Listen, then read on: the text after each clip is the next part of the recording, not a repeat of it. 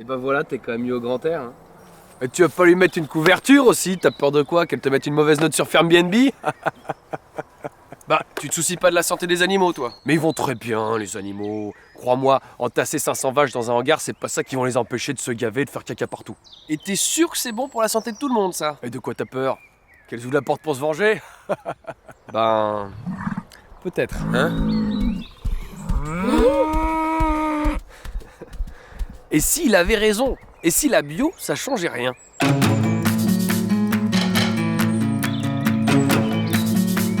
On pourrait imaginer que dans un métier où on regarde les choses vivre et pousser, la santé et le bien-être seraient au cœur des préoccupations.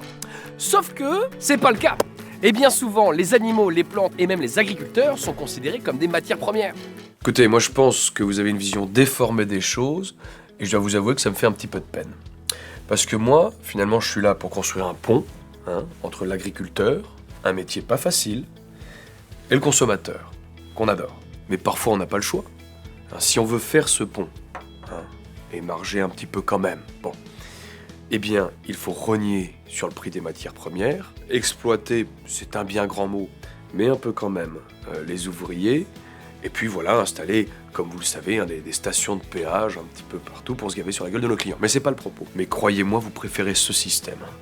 Parce que personne, je dis bien personne, n'a envie de se retrouver, aller devoir chercher un cajot de bled dans une AMAP, avec des dames en sarouel et des rastas blancs. C'est pour ça que les 2500 paysannes et paysans de Loire-Atlantique sont heureux de leur choix technique, traduisant des valeurs écologiques et sociales.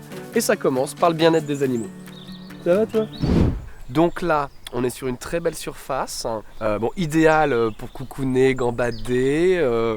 Là, juste là, on a l'eau fraîche tous les jours. Attention, on prend soin de vous ici. Ici, bon, vous l'avez vu, l'espace pelouse. Attention, important, la traite se fait tous les matins à 6h et la nourriture est bio. Alors, vous prenez? C'est vrai qu'on a de beaux volumes. Ah oui, c'est sûr que ça change, oui.